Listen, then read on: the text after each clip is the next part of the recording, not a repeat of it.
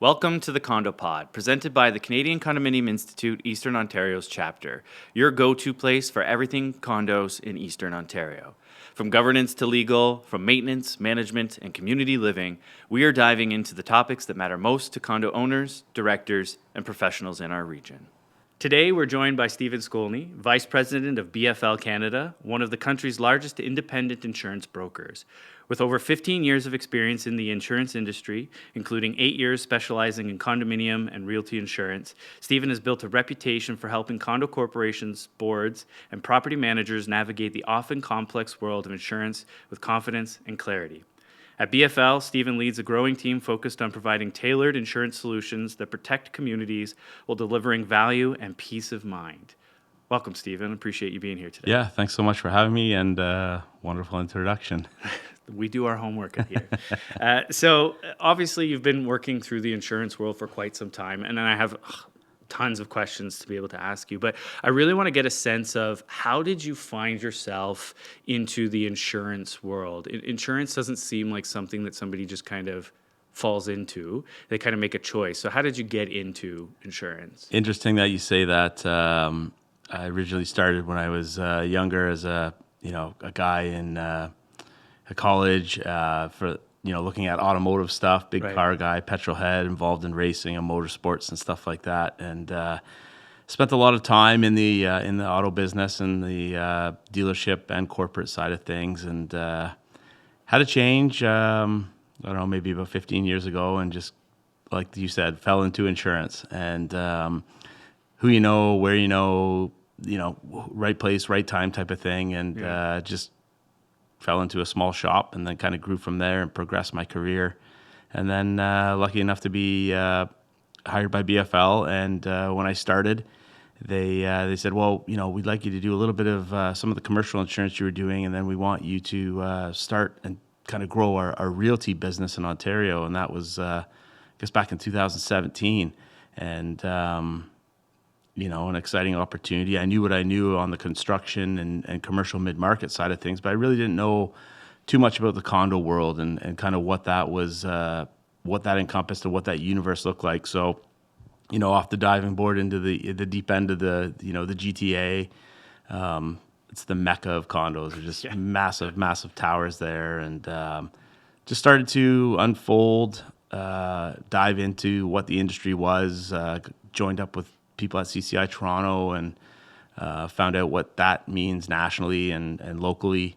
And, things kind of progressed. We just started with one condo and two condos and built up our program. The team across the country started kind of working with market capacity. We had a bit of an issue back in 2020, I guess the hard market, 18 there was a hard market, pardon me, where rates and deductibles started going up. And in the insurance market cycle, that's where, the market goes through hard and soft cycles where there's a lot of available capacity, and then the capacity dries up due to claims and that sort of thing, and then it hardens, softens. So that was the first time we really had a hard market in probably 15 years, and, everybody saw the deductibles go up. Yeah. And the rates go up, and, it kind of blurs when you ask me what does it look like, Right. where I started, and time goes by, And all of a sudden, boom, you're here.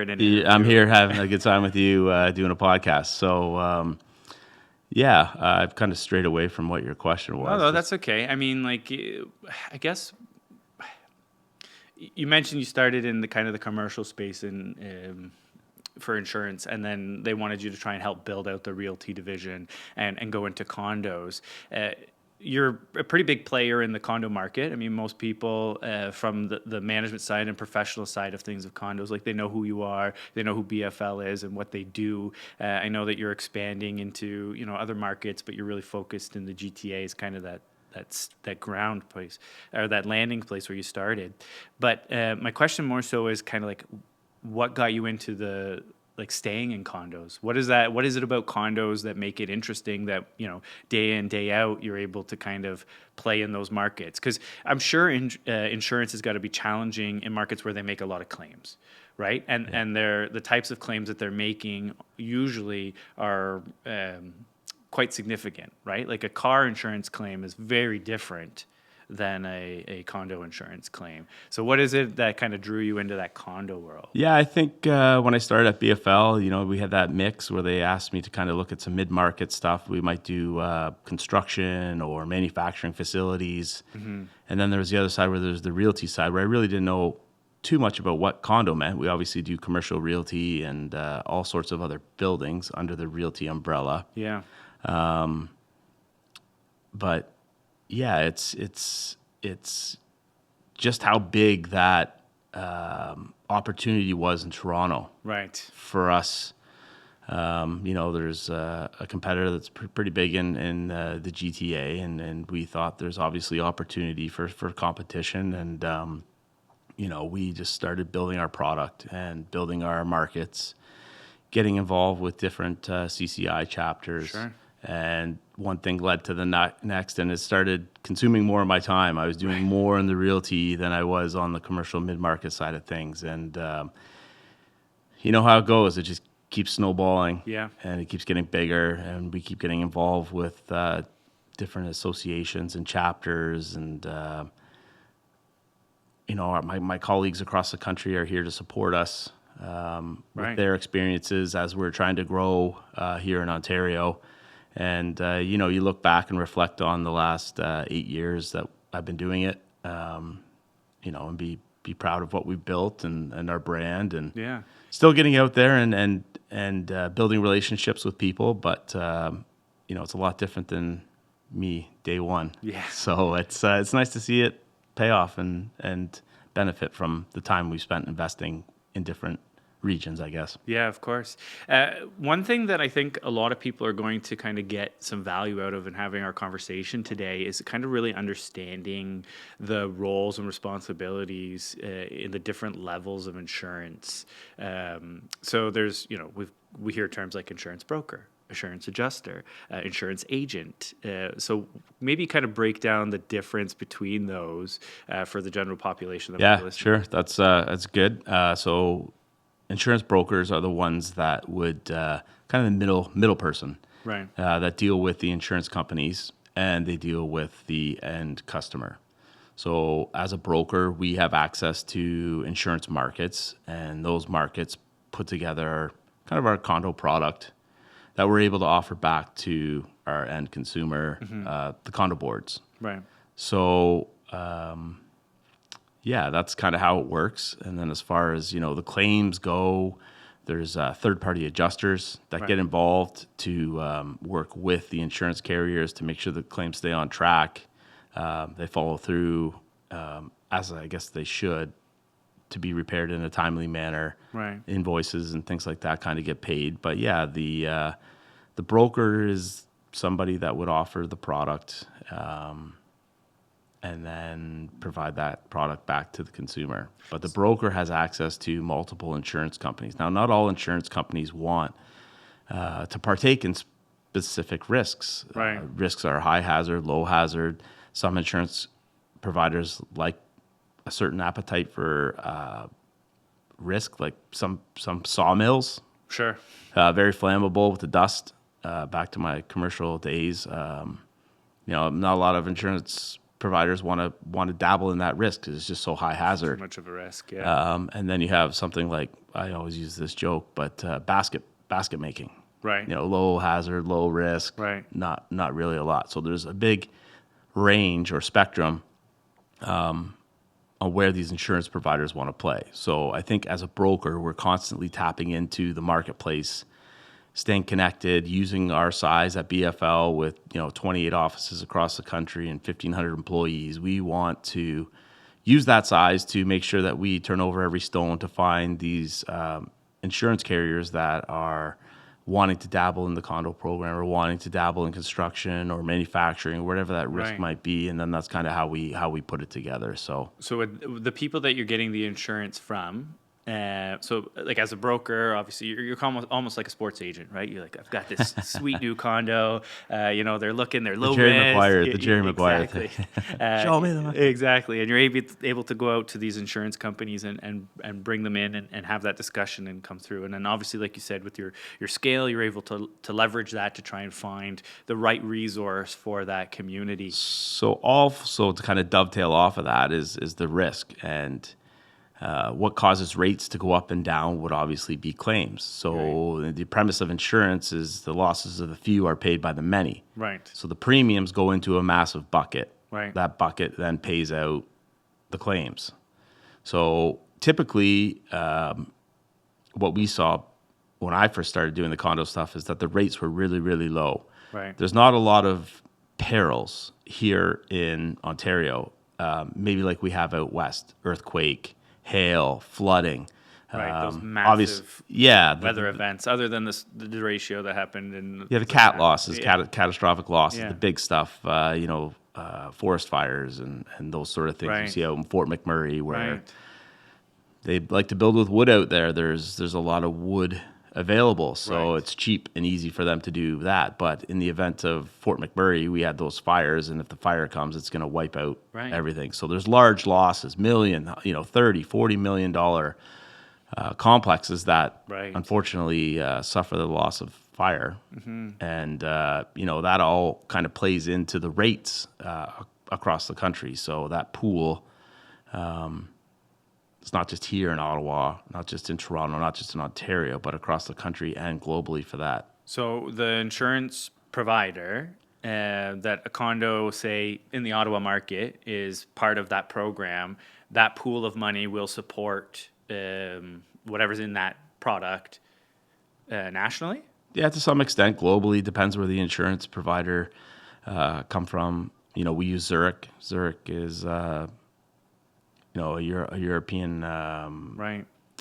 insurance company, and what the insurance companies do when they get that big is they buy reinsurance. Sure. So they protect themselves, and then I guess it just comes down to loss ratios and how certain portfolios are performing, and it's quite complicated, but Yeah, I mean, they got to be able to collect those funds. I'm sure they do some sort of investment to try and earn some profits on those funds, and then make sure that those funds are available to pay out for those claims.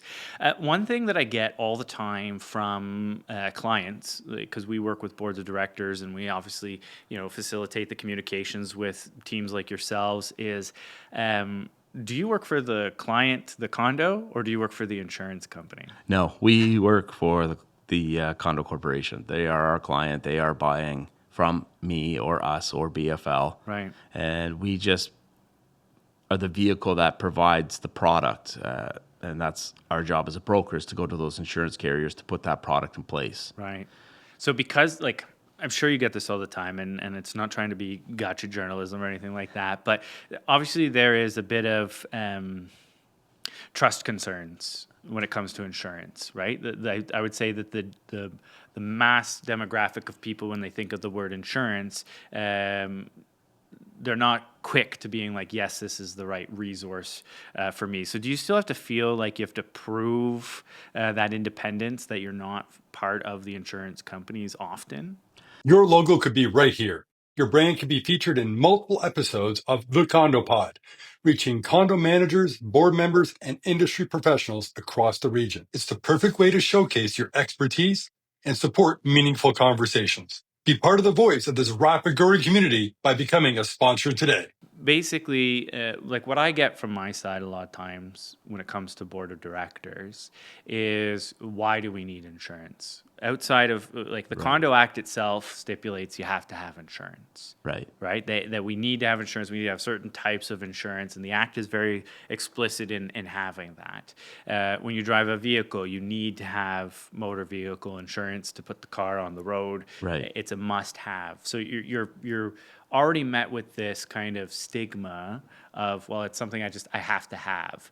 But in my experience in working with members like yourself or other professionals in the insurance side of things, is that you guys actually do care about the client, and you're looking to provide a product to protect the asset of the corporation, these Right. people's homes. Yeah. So do you ever feel like you have to prove to a client, I guess you work a lot of times with managers, so it's a little less, Right. but when you're working with a client, do you have to prove that you're there to support them? So I guess that's kind of twofold. The first part of that would be us as the broker providing the product. Now, it's not flashy, it's a piece of paper. Right. Right. And that's sometimes hard for people to perceive the value because correlation with the Condo Act states that you need to buy property insurance, liability insurance, and all those sort of things to protect the community. Yeah. It's not like a nice flashy car where, you pay that money and there's that flashy car. But kind of a necessary evil, and it's people's homes, and they need protection from fire and all those perils, wind and earthquake, water, all those sort of things. So, the end client, we're constantly working on improving our product. So yes, the Condo Act states that you need to have liability insurance, equipment breakdown, and property, but as the world and society and things continue to evolve at a rapid pace, we're always trying to improve our product. So we're offering cyber insurance, which is becoming a thing. I guess Target was a big scandal, people's information being absconded or used or whatever the case is. Volunteer accidents, another thing that we have in our BFL product. Pollution exposures. There's a lot more that we're including in our product. Yes, the Condo Act states that this is the mandatory coverage that you need to have, but we are growing our product and seeing that there's other exposures within the condo community that we want to tailor our product for to fully encompass and fully protect that corporation. We don't want to have a aha or oops moment where corporation calls us up and says, hey, geez, we had this glycol leak and kind of got into the storm drains, and oh no, now the Ministry of Environment's here and we've got to clean this up. Is there any coverage for this? Right. So, I'll be honest, I never, till this moment, I was today years old when I realized that could actually be a problem. We often think about, when we think about insurance, of things like slip and fall, catastrophic incidents, Fires, severe weather, fire, major flood, that kind of stuff.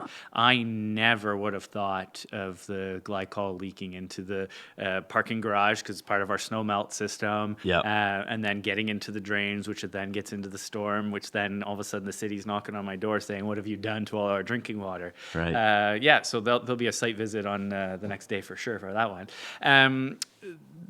That's fascinating. Thanks for that. Yeah, no problem. You mentioned hard and soft markets, and I think for the sake of some of our listeners, they'll want to understand a little bit more about the difference between the two. So what's a hard market? So the hard market is the rates are up because of the limited capacity. So is that when they say like there's less underwriters? Less underwriters, less insurance companies that want to participate in this space. Right. So if there's less insurers, then we need those insurers that are playing in the game to take maybe a larger percentage of the risk. So I guess condo corporations' insurance policies are not just one insurance company insuring that $80 million tower. Right. The insurance company does not want to be on the hook for a total loss on one property. So what they do is they share the risk, the transfer the risk. That is insurance. Insurance is the transfer of risk. So basically what this group or what this pocket of insurers has decided to do is go on a subscription policy. So each insurer will take a portion of the risk. Oh, okay. So in the event that there is a total loss, maybe we use that Fort McMurray fire example, not one insurance company is going to have a $30 million loss if that wood frame townhouse burns. Right. The insurance carrier A might be on for 10, another one for 10, another one for 20, 25. Does the client then have to work with multiple insurance companies? No. So that's where the adjusters get involved. The insurers that support our product understand what that dynamic is. Not to get too confusing for the listeners, it can also obviously get quite complex, and questions and all these sort of things kind of come from it, but I just really want to keep it simple and say that, we as BFL, the brokers, work with our insurance carriers to provide the product. Right. And I don't want to get down into the granular nitty gritty of it, of the listener saying, oh, what's this and what is that? It's no. If you have a water claim, then our claims team and our adjusters will come in and repair Right. the building as it was before the loss. Right. So the client has the product with BFL in this example, and basically we would just call, hey, Steven, I've had this issue. I need your help. Yep. And then your team jumps in and you kind of help liaison with all of the different people that are involved. Yeah. Okay. What's a soft market then? So soft market is where we have a lot of available capacity. So there's a lot of insurers that want to get into the market, and there's an abundance of insurers fighting to insure the risk, and just a supply and demand thing, right? When we have more, we have less, and that's kind of dictated by how the market is performing. So I guess a quick little trip down memory lane was back when the water deductibles started going up. Everybody had them. Back in 2018, the water damage deductibles was $2,500. Oh, wow. I haven't seen that. And the reason they were $2,500 is because that's kind of what that market dictated. And what happened was we had a frequency problem where people kept putting in water claims. And the insurance companies are kind of going, well, we're getting hammered. We're paying out all these losses. Right. And there's small, silly little things. Like the whole premise of insurance is there for the big losses. Right. So they kept getting frequency problems where they're paying out these small $10,000-$15,000 water claims. Yeah.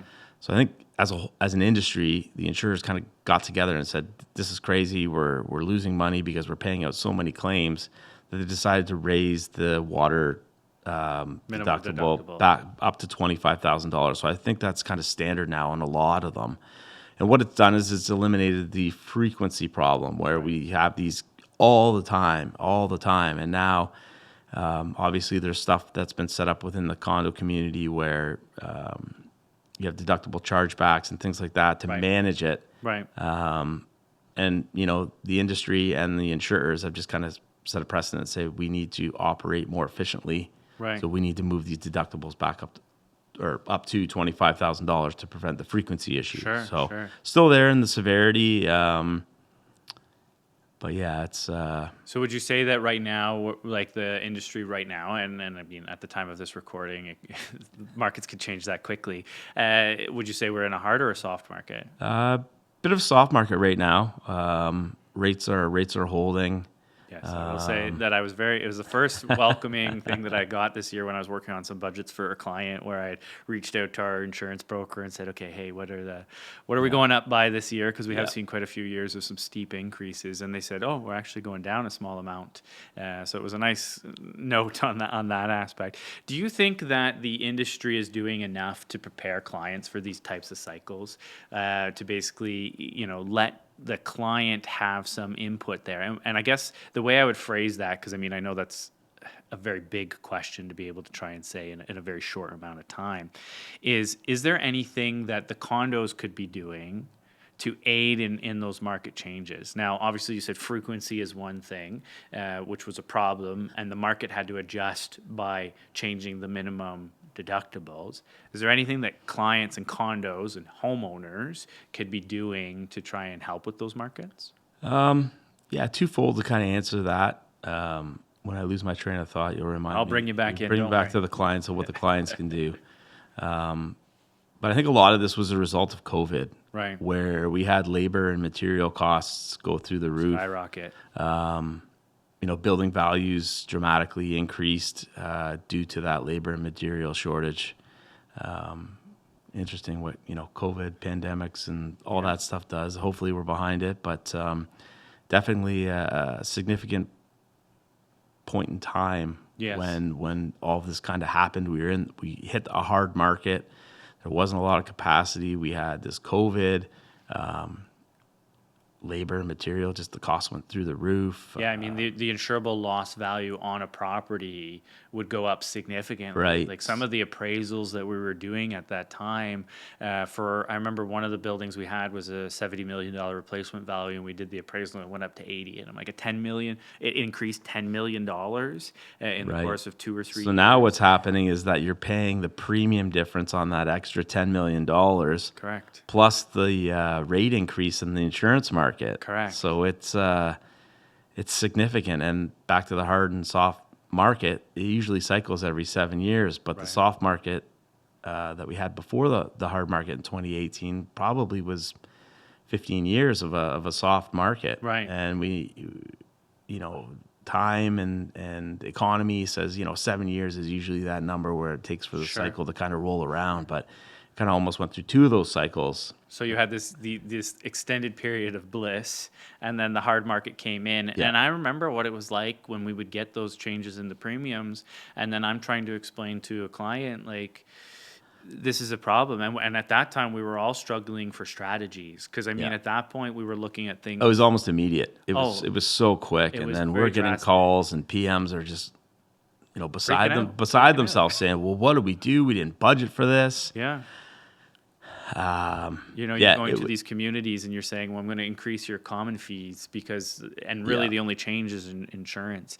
So to piggyback on the second portion of that was the client and what can they do? Well, we tried to look at best-in-class buildings. Right. So what can you do to be a best-in-class building so that when we present your risk or we're quoting on your insurance for the community, how do we, as the broker, portray your building as the best in class? Right. Now, age of the building is obviously going to be one thing, and replacement of water lines, repiping, those sort of things on older buildings. Yeah, we have one client where all of the plumbing pipes have started to corrode and dissipate, and it means that a full replacement of all pipes. Yeah. So again, age of building is one thing. They love to use aluminum wiring back 70s and 80s, pre-90s stuff. So we've got, some properties with fuses, aluminum wiring, obviously aluminum wiring. If not pigtailed properly and inspected by an electrician, could arc and cause fires. Yep. And the appliances that we're plugging in 2025 are not the same appliances they were plugging in 1970.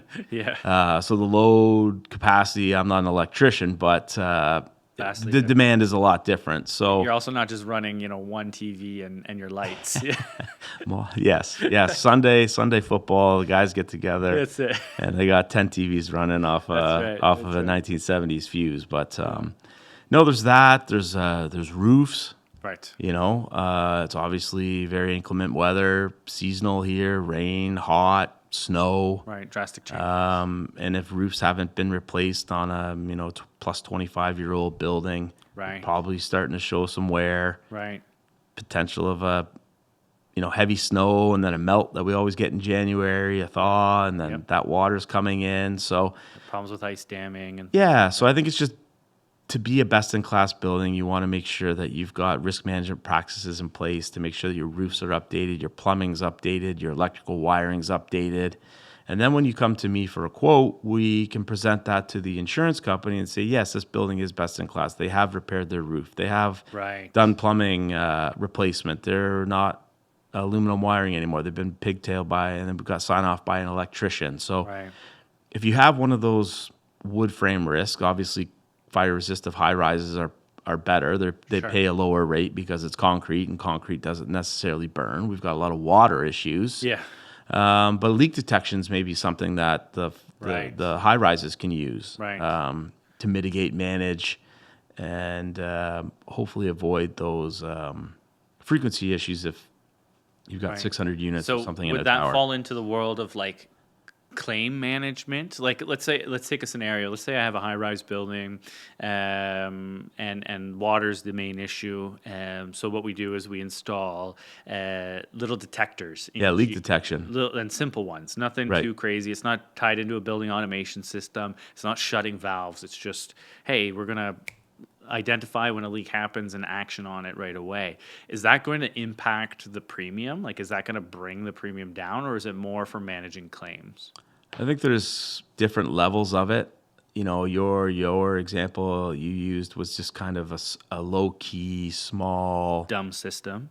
Yeah, well, it's a That's what we system. call It's a it. system. It's better than not having anything. Yeah. And then you have the full blown leak detection with the water shut off, which obviously the insurers want because it's verified. They know the system's working. It's going to be an immediate shutdown of the water. Yeah. It's not going to be a system that may work or may not work, or maybe Right. just some inconsistencies. Somebody's out on within it. vacation and they don't hear the beeper or whatever. Like, this goes off, shuts the valve. Yeah. Right. So, okay, that would make sense. I do want to kind of shift our conversation into the world of claims. We've kind of touched on like some preventative stuff, what the market looks like, what the changes there really fall into. I would say one of the things that I struggle with as a manager and in communicating with boards of directors is when to make a claim. Right. So usually we want to be 2 to 3 times the deductible. Right. And, you know, these are the conversations that come up either if you've had a lot of claims or you're just having your first claim. Right. And I think your broker is there as a resource to have a conversation with the property manager and with the board to figure out what the best path forward is. Right. Right. And I think there's a bit of a misnomer or misunderstanding amongst the industry that by calling your broker, you're not putting in a claim. Sure. Yeah. You're advising that broker, and the broker can provide feedback on what the best next steps are. Yeah. You know, if you guys, if a corporation has a $25,000 water damage deductible and they have a claim after emergency and somebody's been in to kind of look at it and they say, well, you know, the damages might be around $30,000. Well, it doesn't make sense to put in a claim for $5,000. that $5,000 difference, you know. And then on the same example, if it's a larger loss and that restoration or emergency comes in, the adjuster, whoever it might be, it says, yeah, well, this claim looks like it's up around $75,000. Okay, Sure. well, okay, we've got significant damage here. It's worthwhile to put in the claim. But then we go back to the severity or the frequency. Like, how often has this condo put in claims? Is this Right. their fourth water claim? Right. Or is this their first water claim? Right. And our insurers look at a 5-year loss history. Okay. So we go back and see how that corporation has performed Over the last over the 5 last 5 years. Yeah. Okay. And let's say, for argument's sake, we have this beautiful condo. They've never submitted a claim. It's 3 times the deductible amount, so we're working towards that world of submitting a claim. Obviously, there's lots of variables that come into play about the premium, but like, is it going to have an impact on the premium in the following year? Yeah, and that's what the insurance companies are doing. So when we work through a renewal, an insurance renewal, that loss history information will go to the insurance carrier. They'll see the size of the claim, Right. you know, guesstimate early days on a water leak. Okay, yeah, 75 ballpark number. But after it's been resolved, maybe it trickles up to 85. And Yeah. then when we go through the insurance renewal, well, that corporation's had an $85,000 water loss. And if Right. they were only paying $30,000 in premium, well, yeah, there's Right. they're going to have to pay premium for at least 2 years to break even on that one Sure. $80,000 loss. So the insurance companies then will re-rate the risk, Right. and then they'll determine what that premium is going to be. So as the broker, we don't necessarily get into that. It's what the insurers come back to us Yep. after we present the risk to them, and they say, okay, this is what we've paid out. Yeah. And it's a loss history that they look at. Right. So, and you said that kind of exists in like a 5-year realm. Yeah, so if they had a claim 3 years ago and it was, say a $50,000 claim, and then they had nothing the year after, and then now they've recently had another $250,000 water claim, then they look at the loss history. And Right. basically, it's a percentage of how the building's performed, the premium taken in versus what the Right. insurers have paid out. So I think one takeaway for something for myself, and then obviously any of the condo owners or boards that are listening, is that managing the claims is about your preventative maintenance programs. So if we look at that water instance, okay, you have the $80,000 water event. What did you do between then and now that ensures that you don't have that similar type of event? So whether that's water detection or early identification of like the pipes that are starting to age or things like that. So if you were, let's say we had the $80,000 event, and then we go and we do a bunch of things we install all the shut-off valves, we introduce a building automated system. This condo for some reason has a very healthy reserve fund study, and we replace all the piping in the condo, and they have another $250,000 loss. I guess at that point the condo still has the two claims. It doesn't matter all of the stuff they did in the middle.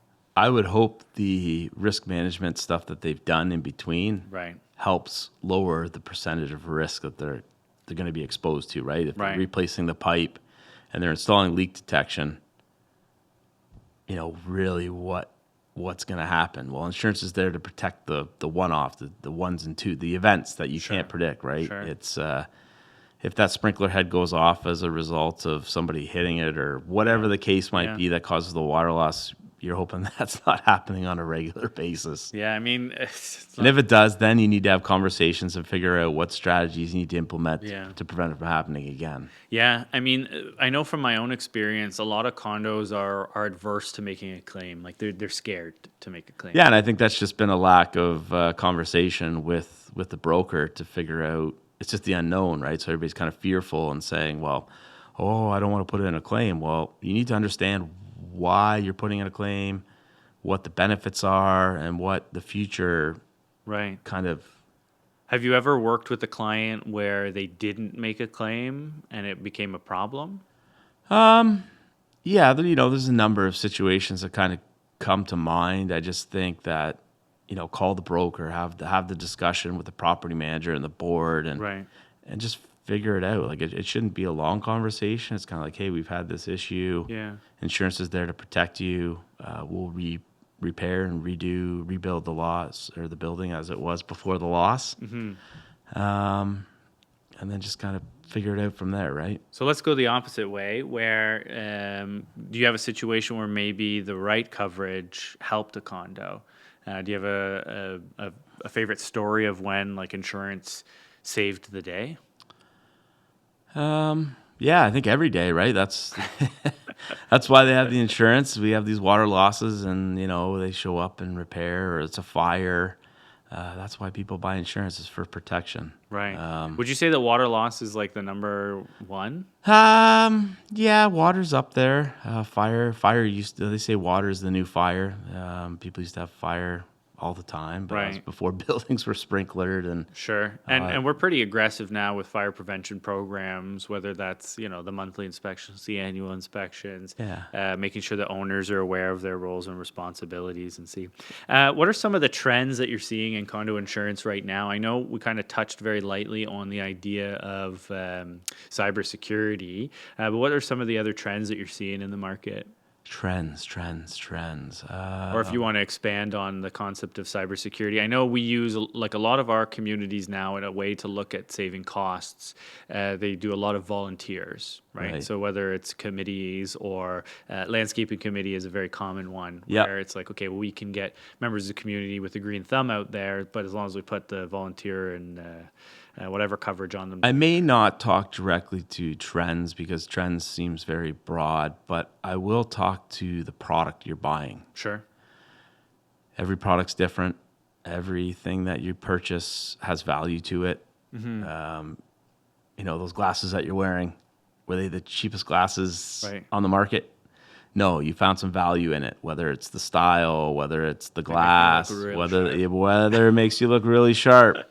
You found some value in it. So I think, now that competition is readily available in the marketplace, I think just understanding what the product is, what you're buying. I think a lot of times it's insurance.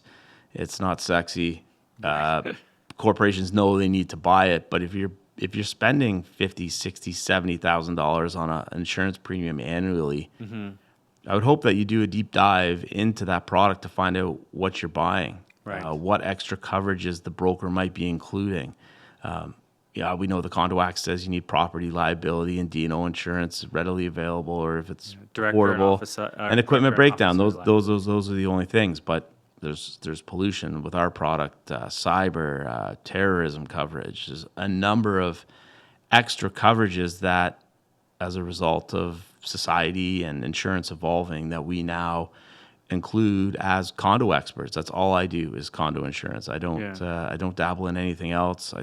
Our team spends all of our time in the condo space. We eat, sleep, breathe condo, and we're always up on new trends, new risks, and we want to keep our clients, our corporations protected. Yeah, no, that's very fair. And like you said, being able to look at what else is out there outside of what's required is very valuable. And I think, at least from my experience in working with any members of your team, like they're willing to have those conversations directly with the board as well. Yeah. A lot of times in the industry, we see the manager, like we're our own form of a middle person for sure. I remember I was on a date one time and they just said, "Aren't you just a glorified middleman?" I said, "Yeah, technically." So where I was kind of going with this was, obviously you guys have conversations directly with the board. The manager doesn't always have to be that go-between broken telephone at times. What is one thing that you wish because I'm sure you've met with a number of boards in your career. What is one thing that you wish condos understood a little bit better about insurance when you go into those types of meetings? I don't know. There's just so many aspects to it. I don't think that one conversation or one thing I'm going to mention is going to be important. Like, property managers have such a big, they wear many hats. Yeah. So to be good at all of that stuff, it's a lot. But I just think, if the board's engaged, if the property manager's engaged and the broker's engaged, that annual general meeting or the annual insurance renewal, maybe you just have a little conversation or one or two takeaways every time on that annual renewal, just to expand education, expand knowledge. It's such a complex industry with regards to the insurance. I don't know if we would cover all things and all answers and anything from market conditions to deductibles to coverages. There's just so many things, claims. But I think if you just have conversations and ask questions, people just get experience and knowledge from that. And hopefully it just kind of progresses over time. Yeah, I think one thing that would kind of help in that for today's conversation is a lot of people go, "Well, I have my own insurance. Why does the condo need to have its own master policy?" Can you talk to maybe a bit of the Yeah, and that's difference just between- another potential discussion point is what the condo's insurance is responsible for and what the unit owner's insurance is responsible for. We have standard unit bylaws that are being passed. We have deductible chargebacks that are being passed. Like it's very in depth. There's a lot of different coverages. Yeah. Things change all the time. So I just read the policies, read the products, understand it, and then ask questions. Sure. Yeah, I would say in general, like one of the things that I explained to some of our owners when they asked that question to me, at least, is that the condominiums master policy, it covers the common elements and the units up to the standard unit definition. Right. I think a lot of owners and some board members and some managers in the industry forget that units part. A lot of times they think, "Oh, it's in the unit, that's an owner responsibility." A unit owner's insurance policy will kind of cover any betterments or improvements above the standard unit definition. And then obviously it'll also kind of cover any liability that the owner may be responsible for. I know some policies can cover the insurance deductible by law. So if the owner is at fault, or whether through act or omission, depending on how the bylaw is written, may be charged back amounts to a unit owner, right? So let's take the example of, this is a very common one, is that the seal on the toilet fails. Those should be replaced about every 7 years. Nobody does that. They just sit on the toilet and get up. Right. So what ends up happening is that seal over time deteriorates, and then the water doesn't show up in your unit, it shows up in the unit below you. And then when I have the plumber go in and they figure out what the issue is and they determine that it's the seal above, through omission, you as the owner above will be deemed responsible for some of those costs, if not all of the costs. Yeah, so I think that's the thing where the people always ask that question, could I sue the guy above me that caused the damage in my unit? Well, the courts would be tied up for years, right? And most I think, policies will have what's called a waiver of subrogation, which means that you cannot. yeah, and I just think, the courts, people suing each other, it would just be a legal nightmare, Yes. an administrative nightmare to try and sort all of that out. So the condo community has just set it up in such a way that what we can do is we charge back to the deductible Yes. to the unit that caused the damage, and that's kind of what we do. That's a tool of corporate governance from the condo's perspective to be able to do that.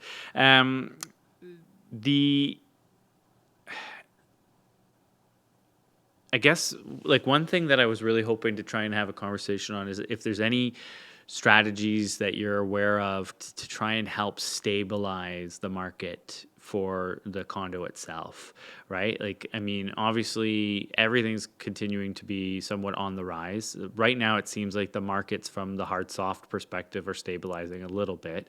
But is there any other tools outside of, say, a standard unit definition, the insurance deductible bylaw, and then, like you said, that gold standard type of building? Just best in class building. Just make sure you've got, you're having conversations around what can we do to be that type type of building, right? Yeah. So obviously in your role at BFL, you're responsible for many things, including growing the company itself and being part of there. So right now you guys are a fair size. Congratulations. Thanks. So what is the benefit of having that many different resources across, at least nationally, to be able to lend into for condos? Yeah, I just think it's, BFL, our model, what we do, what we continually try to improve on to make our product better, just to provide that to our customers, our clients, and make sure that we've got complete peace of mind for our clients where they don't really need to worry. It's like, hey, yeah, we bought the BFL product, great. We don't need to worry about anything. We know we're taken care of, and you can rest easy knowing that you've got a good product. Right, and I'm sure that you also have the ability to kind of lean on each other. Yeah, no, it's markets. definitely a team. It's definitely a team approach. We need to work together and support each other and just be out there, be involved, be engaged, support CCI chapters across the country, provide education. I think education is a big proponent of what BFL stands for. We want to give back. We want to attend AGMs. We want to educate. We want to do all that we can to help our clients, our customers, the board of directors not have an issue. Right. And if we can do that through education, through CCI or AGMs, podcasts, we want to do that. And education is a great thing, and we just want to be known as an industry leader in that segment. Right. No, and I can say, from experience, whether it's through webinars or, in-person events, like your team is definitely there to try and have those conversations. So if somebody's interested in having a chat with either you or a member of their team, how do they find you? Yeah, no, you can go to our website, BFL Canada. You can check us out there. You can come and find us at a conference, trade show, word of mouth, lots of different ways. But yeah, website's probably a good spot to go and track us down and find out who we are. But property managers should know about us. Maybe other fellow board of directors. It's a pretty small community, and usually if you ask one or two people, you find a name and get a reference. So. Wonderful. Well, thank you for your time today, Stephen. I really appreciate our conversation. Yeah. And thanks for being on the Condo Pod. Yeah, thanks so much. I tip my hat to CCI Eastern Ontario. You guys have a great venue here. This is it's been a lot of fun. I hope everybody listening enjoyed it. We kind of down a rabbit hole with lots of different conversations. Insurance is such a shotgun approach with lots of different topics to talk about. But thanks for having me. I hope you enjoyed it, and happy to come back again someday soon. Wonderful. Thanks. Thanks. Thanks for tuning into the Condo Pod, your source for all things condo in Eastern Ontario. Be sure to subscribe so you never miss an episode, and share this podcast with your fellow condo community. For more resources and upcoming events, visit us at ccieasternontario.ca. Until next time, stay informed, stay connected, and keep your community strong.